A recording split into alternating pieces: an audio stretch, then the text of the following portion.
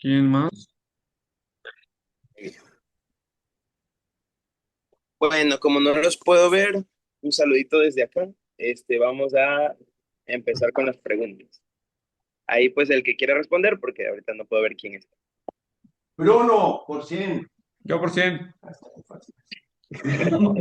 Yo por 50. hubiera elegido a mí. ¿Cuál es la Ok. alteración? ¿Cuál es la alteración genética caracterizada por la presencia de múltiples copias de RUNX1 en el cromosoma 21? O sea, la translocación. Múltiples copias. ¿Cómo se llama? ¿Cómo se llama? Alteración. 221. Translocación. A ver, Laura. La amplificación del isocromosoma 21. Ah, aplicación. Sí, sí. Perfecto. Amplificación del isocromosoma 21. 200. Ay, no vi quién. 200, Laura. ¿Cuántas copias adicionales de RUNX1 son necesarias para determinarlo como una isoamplificación del 21? 3. Más de 3 copias adicionales. Sí. 4. 4. Muy bien. Siguiente. Daniela, por 300. Daniela, ¿cómo se denomina el mecanismo de reorganización cromosómica caótico donde el cromosoma 21 se rompe y se fusiona rápidamente?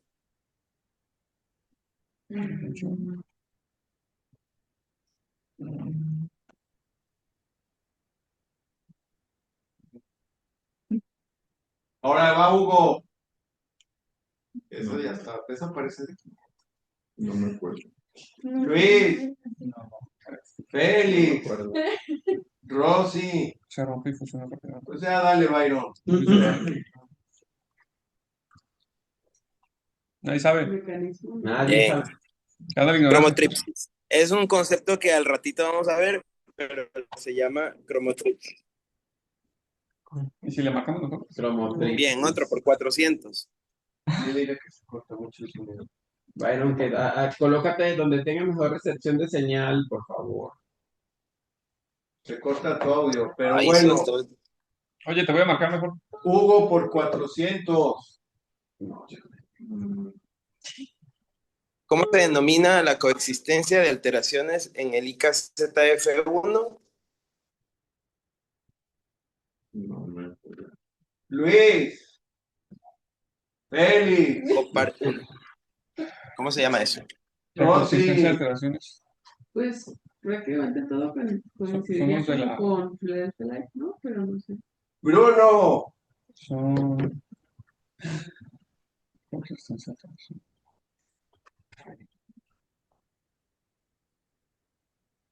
Nada. Laura. Daniela. Ícaros. Ícaros, ¿qué? Ícaros. Byron, dale. Se llama IKZF Plus. Ay, no. Coexistencia. Ya van a ver que sí es importante. Y el último, este es a manera de un caso clínico, ahí pues cualquiera. Paciente de 8 años con leucemia de fenotipo B, leucocitos al diagnóstico de 18,000, sistema nervioso central 1 y tiene la presencia del ETB6, RUNX1, pero también tiene un IKZF1 que al final de la inducción tiene ya una respuesta de residual medio. ¿Quieres dominar le otorgaría? No, igual es por la. Loco. Como La lesión del ICA. Dice Rosy Canto. Alto por la lesión del ICA. No, pues no. Por la IKZF. Byron. Se fue. ¿Aló? Se fue. Qué oportuno. Cayó. Se Oh. Qué oportuno en la playa no hay buena señal. ¿Y dónde yo creo para que también lo vea?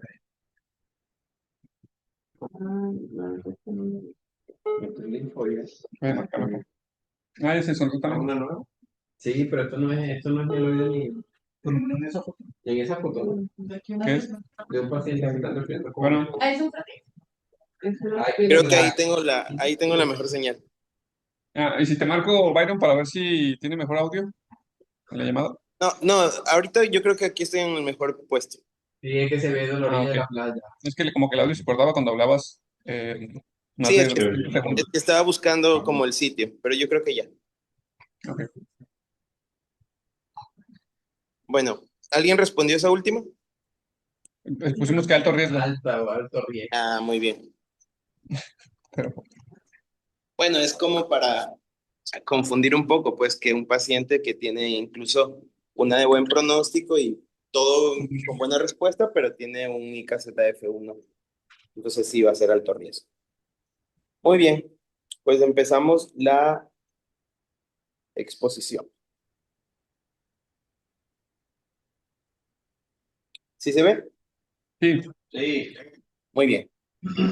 Bueno, compañeros, yo voy a hablar acerca de la citogenética en leucemia linfoblástica aguda pediátrica, pues la segunda parte, y vamos a hablar básicamente de tres alteraciones que podemos encontrar en nuestros pacientes, vamos a ver qué importancia tienen, qué tan frecuentes son, y sobre todo algo que pues, a diferencia de hace 2 años, tenemos unas actualizaciones que quizás ya en la práctica clínica nos puedan ser de utilidad o al menos que tenemos que tenerlas en cuenta y pues eso es lo que se va a discutir hoy.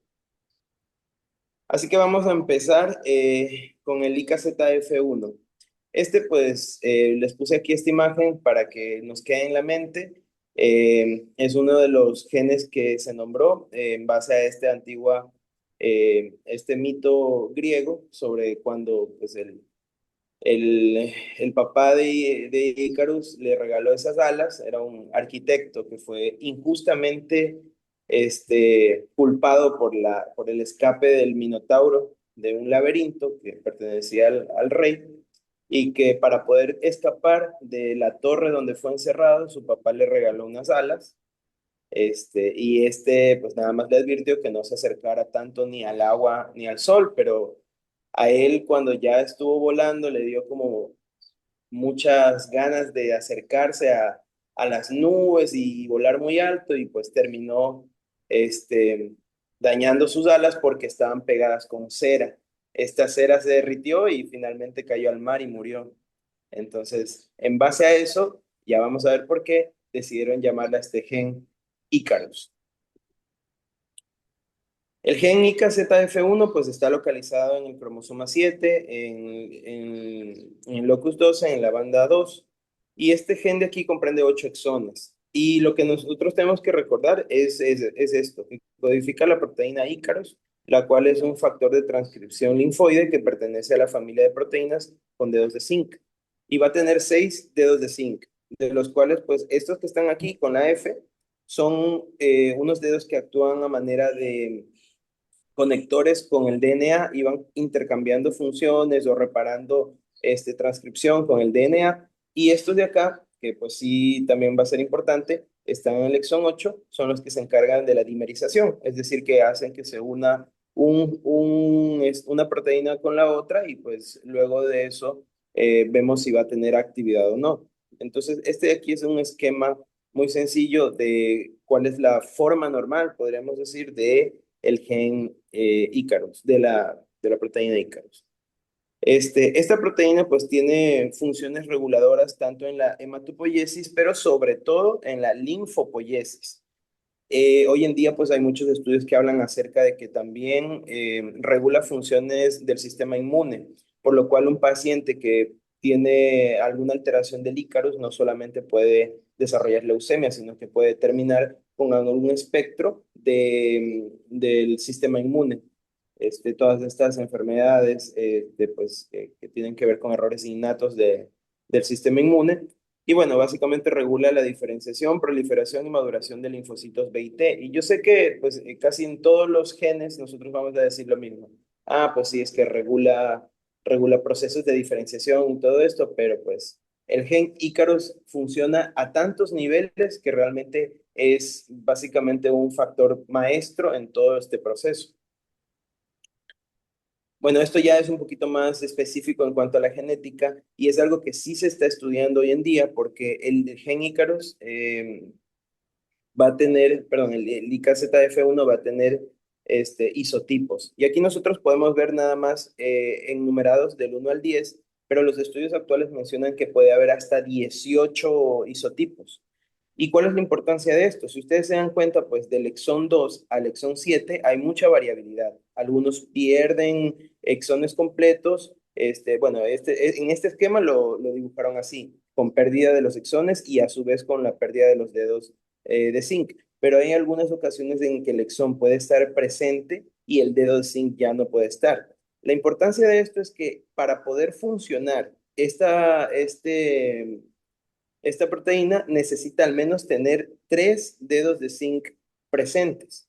Si tiene ya 2 o 1, no va a funcionar, pierde su capacidad. Pero a veces lo que puede hacer es acoplarse a otra de estas o proteínas, se dimeriza y le puede dar función. Lo malo con esto es que a veces se puede dimerizar uno que no tiene función con uno que sí tiene función y el que no tiene función lo va a apagar. Entonces, cuando se está revisando, pues la isoforma, hay unos que son más comunes, pero básicamente, pues depende mucho de qué tipo de isoforma presente para saber qué función podría verse afectada. Ahora, lo que tenemos que recordar aquí es que hay de lesiones parciales y lesiones completas que pueden producir disminución o pérdida de la función, y esto a su vez, pues de manera general, va a alterar tanto la maduración y la resistencia a apoptosis, que es uno de los mecanismos que más se describen en esta alteración. Y en cuanto ya específicamente a la leucemia aguda, pues va a tener mayor riesgo de recaída y una característica de esto es la persistencia de enfermedad residual medible al final de la inducción. Este es un esquema muy sencillito de cómo funciona, cómo hace su regulación el Ícaros. Aquí nosotros vemos pues que este caso la isoforma IK1 es, digamos, la proteína completa con su función al 100%. Esta se regula con otro tipo de componentes como el NURD o el PTFB y hace pues todo lo que normalmente debería hacer, es decir, remodelar la cromatina, ayudar en procesos de transcripción, bueno, regula también los niveles de ATP, pero como les decía, cuando por ejemplo hay un isotipo como el IK6, que es el más común, que no tiene funcionalidad porque no tiene los dedos de zinc completo, puede, al mismo tiempo que altera estas funciones que están acá, puede unirse a uno que sí funciona y suprimirlo. Entonces puede tener, digamos, podemos tener un componente de IK1 funcional, pero si tenemos un IK6, pues lo va a suprimir. De historia del IKZF1 va a encontrar un montón. Yo creo que estos son los 3 estudios más relevantes. En el 92, el año en que yo nací, Georgiopoulos fue el que describió el gen IKZF1 y cómo era su expresión durante la hematopoiesis fetal y el desarrollo linfocítico. Para el 95, esta Winandi, ella comprobó que habían aberraciones en el Ícaros que afectaban ya el desarrollo de los linfocitos y que desarrollaban leucemia y linfoma. Y para el 2007, digo, entre año y año sí hay muchos más estudios, pero para el 2007 ya se describieron las de lesiones focales, recurrentes, monoalélicas, que codificaban pues en el IKZF1 y estos son los estudios donde eso se encuentra.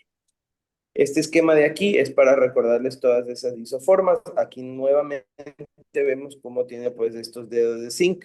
Y nada más recordar eso, por ejemplo, en la isoforma IK6, que es la más común, vemos que aunque tiene los exones 2, 3 y 7, no tiene dedos de zinc. Es una proteína totalmente disfuncional, no tiene nada de función. Por ahí el IK2 podría, pues sí ejecuta su función, quizás hay algo de reducción, pero esta definitivamente no tiene nada. Al menos son 18 isoformas, pero las más estudiadas en la bibliografía son el IK6, el 36.4%, y el IK10. ¿Y por qué es tan estudiada el IK6? Pues algo que debemos recordar, que cuando hay una isoforma IK6, probablemente podamos estar ante resistencia a los TKI, sobre todo en estas leucemias Filadelfia positivas. Y bueno, este de aquí hacia abajo es un cuadro que nos menciona como con qué frecuencia se presenta cada uno. Eso ya es un poquito más de biología. Muy bien, entonces, nada más recuerden que el 90% de las ocasiones va a ser una de lesión focal. Y en este gráfico nosotros podemos volver a ver todas esas isoformas y el porcentaje que tienen cada uno. Fíjense que la de lesión del 1 al 8 en este estudio fue la más frecuente. Pero a su vez hay mutaciones, es decir, no solamente puede haber una pérdida de los exones, sino que ya con una mutación puntual ya podemos tener la pérdida total de la función. Pero además de eso, podemos tener genes de fusión, es decir, que el IKZF1 se puede ver asociado a la presencia del NUT-M1 o puede ser del CDK2, del Notch 1 y así. Entonces, esto de aquí, pues ellos lo iban estudiando y ya después en otros estudios se van a dar cuenta cuál era la importancia. Este estudio está muy bonito, se los recomiendo para que lo lean porque y salió en el año 2024. Es un resumen de todas las condiciones hematológicas en las que pues ha sido ya estudiado el IKZF1. Entonces, si nosotros nos fijamos, por ejemplo, realmente de todos vamos a ver que hay un aumento del riesgo de recaídas o una disminución en el porcentaje de supervivencia libre de eventos. Pero esto es como estudiado específicamente en cada grupo. Por ejemplo, en Filadelfia vemos que la frecuencia es del 66% y disminuye a 4 años hasta un 19,5 la enfermedad libre de eventos. Acá abajo les puse las curvas de supervivencia, es nada más para impacto visual, pero en todos los grupos, absolutamente en todos los grupos, aquí abajo incluso está en células T, pero hay algún efecto. Quizás aquí estos, por ejemplo, dicen que no hay efecto, pero es porque fue estadísticamente no significativo. Pero en todo se ve una diferencia donde el IKZF1 definitivamente es malo. Y bueno, estos cuadritos no lo vamos a revisar, se los dejo aquí para cuando lo puedan ver la exposición, pero lo mismo, desde los estudios iniciales de allá, total 11, 12, 13, todos ya mostraban que el IKZF1 produce tanto menor supervivencia libre de eventos, menor supervivencia global y un mayor riesgo de recaída. Y de ahí están pues todos en estas dos tablitas que pues están en un estudio. Y estos son los estudios más relevantes. 2013, el PFM hace este estudio con 694 pacientes y donde observa que si tienes el IKZF1 vas a tener una supervivencia libre de eventos a 5 años del 69% versus el 85% si no lo tienes y un riesgo acumulado de recaída del 21% versus del 10% si no lo tienes. Lo mismo hace el grupo francés. Estos analizaron 42 casos, pacientes con linfoma de células T y leucemia de células T, y ellos vieron que la supervivencia global disminuía hasta el 37% versus 73% si no la tenías. Y el riesgo de recaída era del 50% versus el 28% si no la tenías. Este estudio es local, lo hizo INMEGEN, y aquí viene la importancia pues, ¿por qué? Ya que ellos aquí ya van describiendo, hay estudios anteriores, pero ellos ya van describiendo la presencia del IKZF1 plus. En 206 pacientes con leucemia linfoblástica B, reportaron 21,8% de IKZF plus. ¿Y qué es el IKZF1 plus? Es cuando está asociado a las mutaciones que comentamos en las preguntas. CDKN2A, 2B, PAC5 y PAR1. Y bueno, este IKZF1 Plus se asoció a mayor mortalidad con un hazard ratio de hasta 3,72 para pues, mortalidad. Y la supervivencia a 5 años, 60% versus el 80% si no tenía el IKZF Plus. Otros estudios, por ejemplo, el de San Jude, lo puse porque nos muestra cómo los hispanos, los latinos, tenemos mayor riesgo de tener digo, no solamente el IKZF1 plus o el IKZF1, sino todas las alteraciones de mal pronóstico son más predominantes en hispanos y en latinos. Aquí nos podemos fijar, por ejemplo, hiperdiploidía, isoamplificación del 21, el TCF3, PBX1, o sea, eso. Aquí, bueno, raramente no está escrito el IKZF, pero está dentro del estudio. Tuvieron 273 pacientes y hubo una mayor incidencia pues, del IGHCRLF1, 13,6 por 3,6, y el IKZF1 presentó en población hispana latina 28,6% versus 10,7 si no era hispano. Y el IKZF Plus, pues 11 versus 1.2%. Y claro, muchos estudios de los que vamos a leer, como pues, digamos costumbre, van a ser en esa población donde es poco frecuente. Pero nosotros vemos que en latinos, en hispanos, es mucho más frecuente que en esos grupos que son los frecuentemente estudiados por los grandes grupos colaborativos.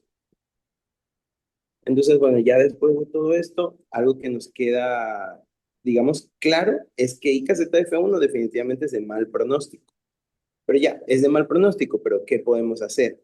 Entonces, por allá en 2015, pues un grupo americano empezó a estudiar si es que había oportunidad de mejorar las tasas de recuperación, de disminuir las de recaída, combinando retinoides. En caso específico es el bexaroteno. Y sumarlo a el TKI, porque eran pacientes Filadelfia positivo. Y obtuvo realmente sí una buena respuesta al hacer esta combinación versus usar solo dasatinib. Y después de esto, pues no se realizaron más estudios y uno dirá, bueno, se abandonó la idea, no fue viable. Realmente no.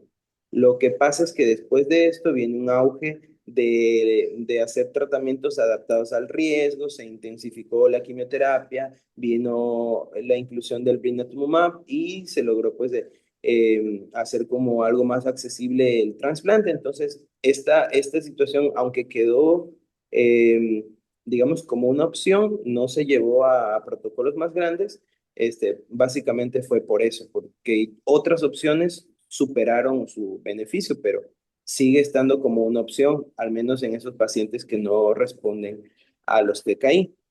Y este es más actual, este es del 2024, porque estos pacientes con IKZF1 tienen mucha tendencia a la recaída.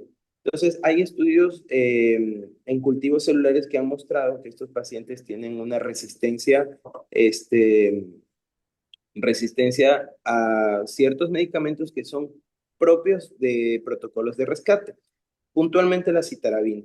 Entonces, se han tratado de añadir algunos compuestos, de hecho aquí hay uno que no tiene todavía nombre, que va para CDK8, CDK19 y el silmitacertib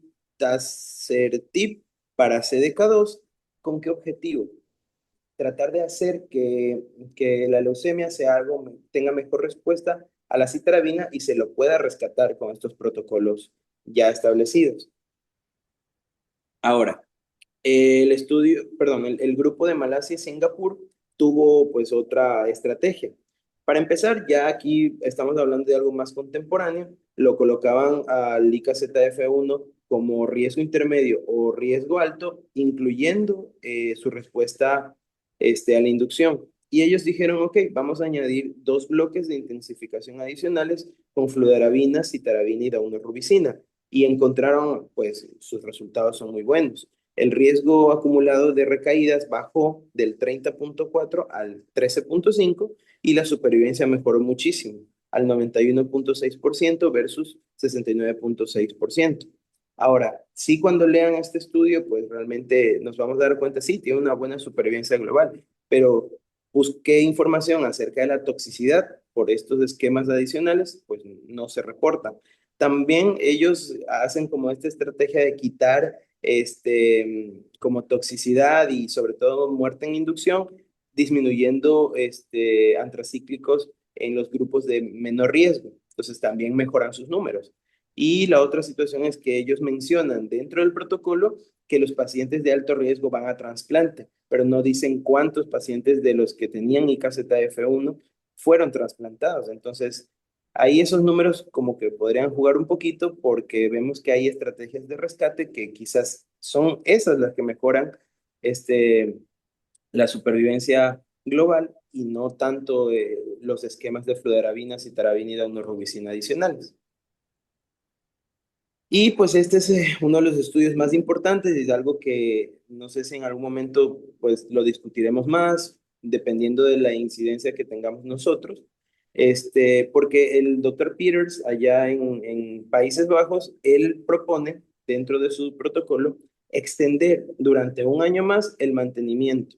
Entonces, este grupo allá en 2023 lo que recomienda es añadir mercaptopurina 100 miligramos por metro cuadrado y metotrexate intravenoso a 200 miligramos por metro cuadrado en este esquema que les puse aquí abajito y llegar hasta las 136 semanas. Y con esto ellos evidenciaron que el riesgo de recaída disminuía del 23.4 al 10.8 y la enfermedad libre de eventos del 72.3 al 87.1%. Pero a fin de cuentas, pues es una estrategia. No está generalizado, pero es algo que podría considerarse. Hasta ahí, ¿alguna pregunta? No. Muy bien. Adelante, Byron. Ahora, vamos con la amplificación del 21. Esta es muy conocida, ¿no? Amplificación del isocromosoma 21, la definición hasta hoy aceptada es la presencia de 3 o más copias de señales específicas del RUNX1 por célula.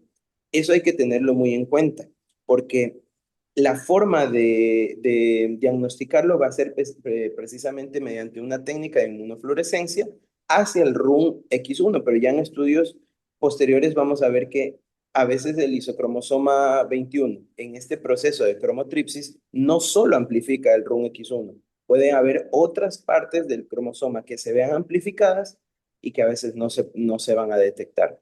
Bueno, esta anomalía se la describe, ya vamos a ver por qué es importante después de esto, como una anomalía poco frecuente. Se dice que va hasta el 2% de las leucemias de fenotipo B. Fue descubierta en el 2003 al revisar casos de ETB6 RUNX1 que tenían mala evolución. O sea, pues, ¿por qué no están respondiendo bien si se supone que son de buen pronóstico? Pues era porque el cromosoma 21 tenía amplificaciones del RUNX1 y ahí dijeron, ok, aquí hay algo. Y encontraron la isoamplificación del 21.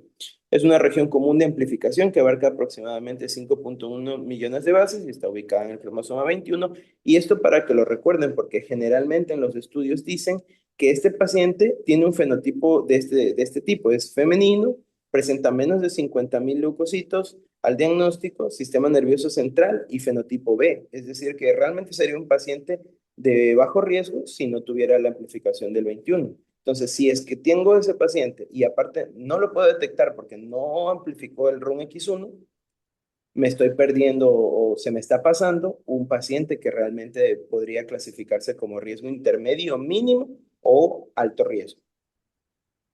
El mecanismo de amplificación, pues es el fenómeno lo puse porque es uno de los más discutidos en leucemia linfoblástica aguda, no porque sea pues, motivo de debate ni nada, sino porque es un ejemplo clásico de cromotripsis. Lo que sucede aquí, pues ahí lo vemos en pasos. Primero hay una pérdida telomérica o rotura cromosómica que produce un cromosoma discéntrico. Básicamente se rompe. Luego hay ciclos repetidos de ruptura y fusión, ruptura y fusión. Se quiere volver a organizar, pero como esto se hace de una forma caótica, se reconstruye mal. Entonces, ese proceso se llama cromotripsis. Y lo que hace es como compensarse, tratar de rearmarse, pero se arma mal. Se amplifican zonas que no debieron amplificarse y terminamos con una amplificación del 21. Ahora, esto de aquí sí tiene mucha variabilidad. Hay zonas con ganancias, hay zonas con amplificación, hay zonas con inversión o de lesión. Incluso aquí, como les estoy poniendo en el gráfico, es también algo que se habla en la biología de esta alteración, es que como en algunos tumores va a tener la presencia de alteraciones adicionales que generan poblaciones nuevas de células malignas. Entonces ya esa leucemia tiene varios componentes, va a ser muy heterogénea. Unas con la amplificación del 21, otras pueden tener ganancia del 14, más la amplificación del 21, y así. Entonces, estas duplicaciones adicionales pueden ser, por ejemplo, de lesión del ETB6, puede tener RB1, ATM, KMT2A, bueno, pueden tener un montón de cosas, monosomía del 7, de lesión del 7Q, pero algo que hay que recordar es que todas estas alteraciones lo que van a producir es un aumento por 3 al menos de la tasa de recaídas. ¿Y qué dicen pues los estudios? Igual que el anterior, hay mucha bibliografía que ya confirma que pues es de mal pronóstico. Entonces, por ejemplo, en 2007, el grupo de Reino Unido estudió 1.630 pacientes. Ellos encontraron una incidencia justamente del 2%, lo que dice la literatura. y compararon enfermedad libre de eventos y supervivencia global. Claramente es menor si tiene la amplificación del 21 y la incidencia acumulada de recaída 3 veces mayor. Este es del Koch en Ohio, 158 pacientes con enfermedad. Bueno, ellos reportan algo que hoy también forma parte, digamos, del fenotipo de esta alteración, que estos pacientes tenían enfermedad residual medible positiva al final de la inducción. Es algo que se puede esperar cuando se tiene esta alteración. La comparación entre supervivencia libre de eventos del 72.7 versus 88.1 si no la tenía, y la supervivencia global del 87.6 versus 94% si no la tenía. Y bueno, ellos como hacen un análisis retrospectivo se dieron cuenta que algunos utilizaban tratamientos de riesgo estándar. Entonces, si usaban tratamientos de riesgo estándar, ellos nada más dicen, ok, hagamos una comparación ahí también, pues claramente usando eso, la enfermedad libre de eventos y supervivencia global también era menor, porque pues en ese tiempo no alcanzaron a rastrear todas las amplificaciones del 21. Y este es un poquito más nuevo, es una caracterización de aquellos pacientes que ya los tenían clasificados como amplificación del 21, pero solo lo hicieron a través del FISH para RUN-X1. Entonces, ellos qué querían hacer es desde la clínica Mayo, pero con varias instituciones del COC, evaluaron la capacidad de ese FISH para RUN-X1 para detectar la amplificación del 21. Y lo que hacen ellos es incorporar un test de microarray cromosómico que podía detectar otras zonas que no sean el RUNX1 que podían estar amplificadas y podían también ser compatibles con esta alteración. Y bueno, ellos de los 207 casos confirmaron que 91 sí estaban, digamos, bien, pero 9 eran casos inusuales porque no amplificaban el RUNX1, sino otras zonas. Entonces, pues ellos recomiendan que los test de microarray deberían ser incluidos en los diagnósticos iniciales de los pacientes con leucemia linfoblástica para que no se vaya a pasar una zona diferente al RUNX1 amplificada que pues le dé mal pronóstico. Y bueno, estos de aquí son estudios, podríamos decirlo, más cercanos a nuestra realidad, donde yo me hacía la pregunta, ¿realmente hay una incidencia baja de esta alteración? Y pues miren, fíjense, en 2022 el grupo más ya reportó 253 pacientes y ellos encontraron, a diferencia de lo que decía la literatura, que había hasta un 11% de pacientes con amplificación del 21 y estos se clasificaron como riesgo alto. Hay un estudio de la doctora Rojas en Cali, donde analizaron 50 pacientes en un lapso de 15 meses y encontraron una incidencia del 10%. Y hay un estudio egipcio en 25 pacientes donde identificaron 28% con su amplificación del 21. Entonces digo, estas poblaciones diferentes a aquellas que manejan los grandes grupos colaborativos tienen una incidencia similar, 11, 10, 28. Claramente en estas poblaciones la incidencia es mucho mayor. Y bueno, este de aquí es también tratando de buscar otros targets terapéuticos. O sea, contra la insimplificación del 21 no hay algo que podamos darle dirigido, pero estos gráficos que hemos visto, sobre todo en tumores del sistema nervioso central, vemos cómo la amplificación del 21 puede, por ejemplo, asociarse a una alteración en el JAK o puede asociarse a una FLT3. Entonces, ¿qué hace el doctor Michael del grupo de Países Bajos? Analiza 307 pacientes, encuentran 7.1 pacientes con amplificación del 21, pero de estos ve que el 41% también tiene alteración del JAK-STAT, 32% del FLT3, 18% mutaciones del NRAS y el KRAS, pero también dice, bueno, hay 67% de pacientes que tienen un CD20 positivo. Quizás no de entrada, pero una opción para rescate sería utilizar rituximab o glofitamab. Y eso sí, pues como ellos tienen acceso a estas otras terapias, como todos son CD19 o CD22, podríamos también usar blinatumomab, carticel o inotuzumab ozogamicina. Entonces es un estudio, es una propuesta, porque él encuentra estas alteraciones, pero pues es algo que ellos podrían utilizar. Y este, doctores, es uno de los más novedosos, es del grupo español. El grupo español lo que dice, bueno, propone es en este esquema de aquí que ellos utilizan, que es del PTEMA 2013, con inducción 1A y 1B, consolidación, reinducción, es a los pacientes con amplificación del isocromosoma 21, intensificar las dosis de pegasparginasa que van en su protocolo. Entonces, bueno, esta es una propuesta, porque estos pacientes suelen ser pacientes de bajo riesgo. Ya vieron que al inicio describimos el fenotipo que nos podíamos encontrar y es, básicamente son de bajo riesgo si no tuvieran esta amplificación. Entonces, son durante el mantenimiento, añadirle 10 dosis de pegaspargasa, pero pues ellos lo probaron nada más en 4 pacientes. Y de esos 4 pacientes solamente hubo uno que tuvo mala respuesta. Hacen igual su comparación, supervivencia libre de eventos, del 25% versus 85%. Realmente sí hay muchos eventos que pasan a estos pacientes, pero la incidencia de, perdón, la supervivencia global para ellos es del 100% versus 93.7% en caso de que no la tuvieran. Y lo que llama la atención aquí es lo mismo que en el estudio de Malasia y Singapur, que estos pacientes recaídos reciben otros protocolos como Idaflag, Inotuzumab y trasplantes. Y ellos concluyen que estos pacientes, aunque tienen más eventos, no afecta su mortalidad a largo plazo. Y bueno, es algo que supongo que durante los siguientes años se va a comentar al menos si vale la pena o no intensificar con asparaginasas a los pacientes con amplificación del 21. Muy bien.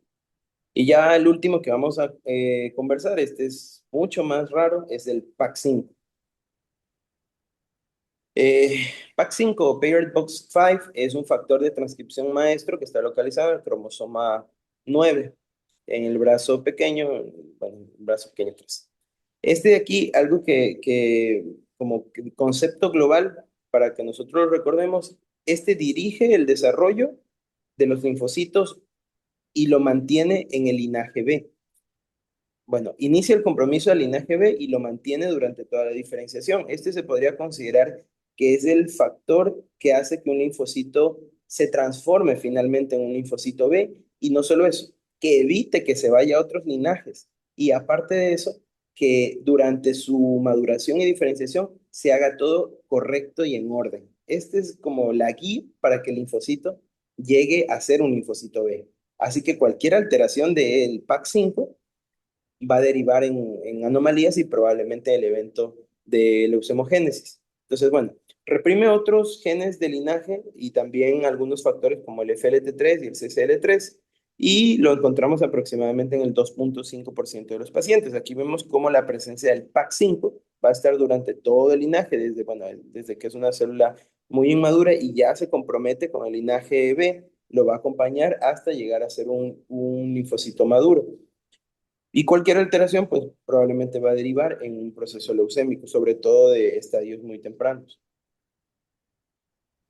Bueno, reporta la literatura que hasta un tercio de todas las leucemias de fenotipo B van a presentar alguna alteración del PAX, de lesiones, reordenamientos, mutaciones puntuales e incluso amplificaciones. Realmente son muy heterogéneas. Hoy en día se sigue buscando patrones asociados a PAX o mutaciones asociadas a PAX que expliquen los eventos de leucemia en los pacientes. Porque, pues, por ejemplo, hay algunas alteraciones que van a derivar en haploinsuficiencia, ganancia de función, pérdida de función, e incluso algunas mutaciones del PAX pueden ser los eventos iniciales para la leucemia. Los subtipos más estudiados, bueno, este es un estudio un poquito más viejo, PAX5P80R y PAX5ALT, pero hoy en día se habla mucho de este de acá, del AUTS2, como pues de los nuevos que se están estudiando. Y para variar, también trabaja con otros genes, es decir, que lo podemos ver por ahí unido a IKZF1, RUNX1, EBF1. Pero la forma más común de alteración de esta va a ser la de lesión. Y bueno, fíjense este gráfico de aquí, porque aunque no está tan, digamos, no da tantos brazos, realmente vamos a encontrar eh, dos mutaciones puntuales, perdón, una fusión que es con JAK2, que va a tener un comportamiento Philadelphia-like, y esta de aquí, que es con P80R, bueno, es de las más estudiadas, pero nos damos cuenta que realmente el PAX puede tener varios caminos, o sea, tiene de lesión, se fusiona, se amplifica, se muta, y luego dependiendo de con cuál de estas se vaya a fusionar o vaya a mutar, va a tener un comportamiento que puede afectar la vía del JAK-STAT, la vía del RAS, o incluso con JAK2 puede comportarse con un Philadelphia-like. Y en ese caso, pues ya sabemos que tenemos que agregar otro tipo de medicamentos, pero es muy heterogéneo el comportamiento biológico que después se traduce en la clínica del paciente, del PAC5. Así que bueno, vamos a ver este estudio esloveno. Este estudio esloveno, pues analizaron 99 pacientes, 33 de ellos tenían PAC5, vieron pues, digamos, la comparación clásica, supervivencia libre de eventos y supervivencia global, 88% era mejor que no tenerlo, que era 84%, pero la supervivencia global sí bajaba al 88% versus el 93%, y ellos proponían que podría ser incluso de riesgo intermedio, por ahí pues no es tan viejito el estudio, pero los grupos más grandes han estado ya como dándole más tiempo a esta alteración y lo han ido estudiando al menos durante el año anterior. Y el grupo italiano-alemán publica este estudio. Ellos mencionan, pues sí, que en adultos generalmente se lo considera como favorable, pero en pediatría definitivamente es desfavorable.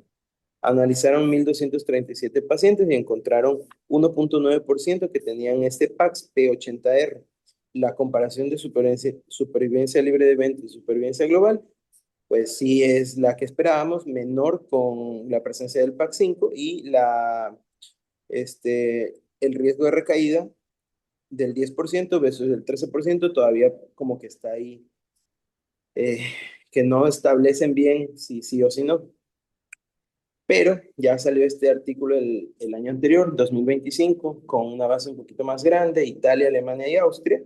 Ellos ven 165 pacientes que tienen una leucemia con PAC5, reordenamientos del PAC5, y pues ellos, como son multicéntricos, tuvieron manejo tanto con Altogether como con los protocolos BFM 2017. ¿Y ellos qué encuentran? Dicen, bueno, aparte de que el PAC5 está reordenado, a veces se fusiona o, sí, o muta con JAK2, 22 pacientes, con NOL4L, 18 pacientes, con AUTS2, 13 pacientes, y con ETB6, 12 pacientes. Y ellos ya sacan más cosas. Por ejemplo, tiene pobre respuesta a la prednisona. Ya ven que los protocolos alemanes utilizan eso en su estratificación de riesgo, que la veremos en la siguiente clase con Luis. También tienen enfermedad residual medible positiva al final de la inducción e inclusive al final de la consolidación. Hay hasta un tercio de pacientes que la tienen. Tienen más hiperleucocitosis. Tienen también más IKZF+. Y pues supervivencia libre de eventos del 66.8%, pero con una supervivencia del 95%. Sin embargo, estos pues incluyen todos esos protocolos de rescate en recaídas a los que pues no tenemos acceso. Así que en este estudio se hablaron de muchas cosas, pero una de las que ellos están explorando es la combinación de gilteritinib más dexametasona para inducir mayor apoptosis leucémica. Y también si valdría, pues justamente por la presencia del FLT3, apuntarle a eso y mejorar la supervivencia en estos pacientes, pero pues todavía no se ha logrado hacer cortes más grandes que puedan probar si eso es viable o no. Este es de los estudios más actuales. Y bueno, después de toda esa información, para que ustedes se lleven a casa, recordar que el IKZF1 es un marcador de muy mal pronóstico y que se asocia a resistencia al tratamiento. Tiene mayor riesgo de recaída y menor supervivencia. La amplificación del 21 debe considerarse de alto riesgo. Yo sé que por ahí se discute si sí o si no, al menos en intermedio y así, pero no, de alto riesgo. Y deben recibir un tratamiento intensificado, incluso si presentaran respuesta temprana favorable. Y lo otro es que las alteraciones del PAX son muy heterogéneas en su comportamiento. Bueno, valdría la pena conocer la mutación puntual. Sabemos que eso implica mayor inversión, pero bueno, definitivamente deben manejarse con mayor intensidad. Y eso es todo, compañeros. No perdemos la fe. El día jueves a las 2 de la tarde, hora de Guadalajara, contra Alemania, Es la última No lo oportunidad. creo. Alto riesgo, amigo. Alto riesgo de Yo pérdida. les pido que estén conmigo en esta última cruzada. Sí, la fe es lo último que se pierde. Dijo un Hermano. 7, adivina que ¿Va a nunca ser pierde. Ecuador, algo? Ahí estaremos. ¿Qué pasó? ¿Va a ser Ecuador, algo? Les agradezco a los que creen. Último partido del grupo, ¿no? Que sé que no es horario infantil, pero es ¿Va a salir por Pornhub? Plus. Exacto. Y la chica. Justo congregado. Tiene todo. Salir en... Muy bien. Con fe y adelante. Gracias, doctores. Yo aprecio su apoyo. Solo tengo una duda. Bueno, pero me confundí ahí. Entonces el Icarus prácticamente es independiente del Philadelphia o es parte del Philadelphia Light. Aquí Porque te según digo. yo es parte, ¿no? Sí, no es una mutación que haga como tal la leucemia, ¿no? Sí, son Mira, agregados. en este estudio de aquí te dicen que todos estos pacientes con Filadelfia pueden hasta 2/3, hasta el 66%, presentar Ajá. alteraciones del IKZF1. Y si buscas los otros pacientes, o sea, si tienes, por ejemplo, un ETB6-RUNX1 positivo, quizás hasta el 3% también tengan esto.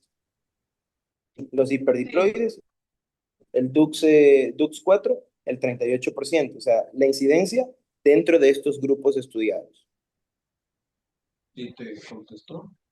O sea, Bruno más o menos es por así decirlo, no quiere decir que si tienes IKZF1 no tienes otros genes. Ajá. Al contrario, es una especie de mutación o de lesión independiente que puede asociarse a otras alteraciones citogenéticas ya conocidas. Ujú.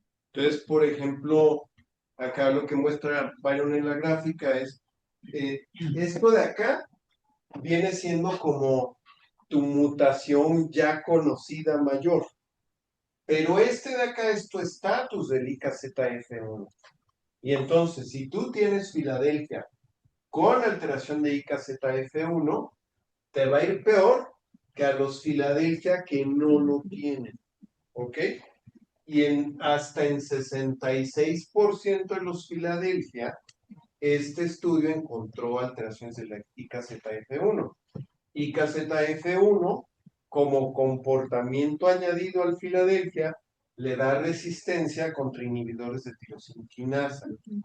Síndrome de Down, esta gráfica es impresionante. Por ejemplo, un síndrome de Down con IKZF1, aparte de síndrome de Down, tiene una incidencia acumulada de recaída de casi el 40% a 5 años, pero si lo sigues hasta los 10 años, eso es del 60%.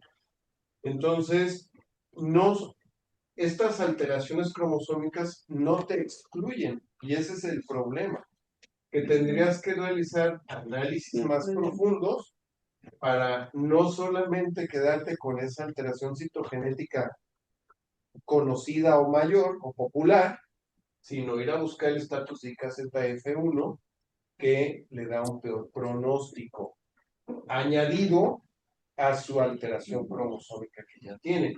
Yo aquí pensaría, Byron dijo que el DUX4 no tenía efecto y él quizás pensaba que era por el tamaño de la muestra. Ok, esa puede ser una razón. Pero ¿qué vimos en la clase pasada de DUX4? Que es una de las alteraciones más difíciles de precisar, por así decirlo. También tiene cambios, ¿no? Puede ser con un gen, puede ser con otro. Sí.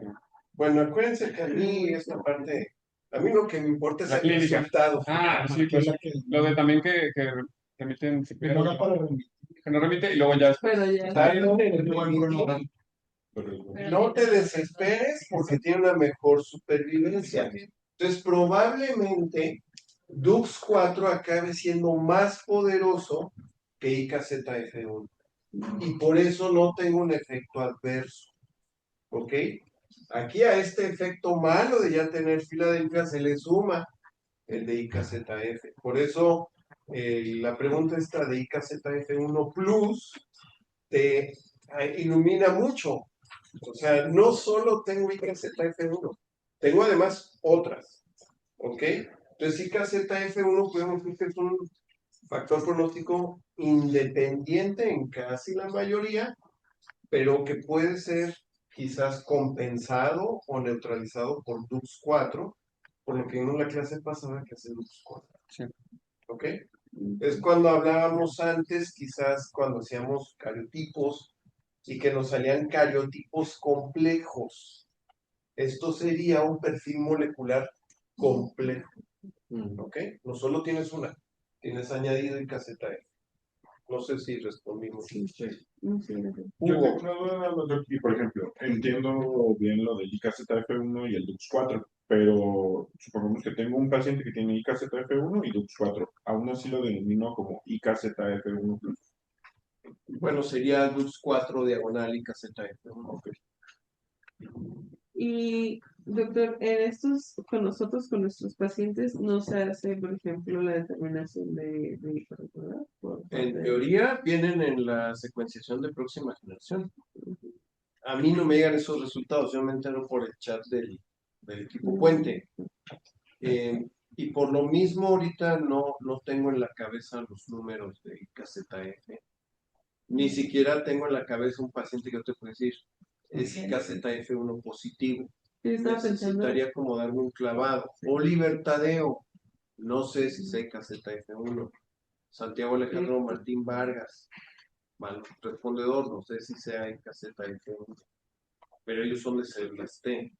Entonces tienes que, cuando un paciente no te responde bien, tienes que regresar a ver si tienes completa toda la información diagnóstica, como ayer le explicamos a la mamá y al muchacho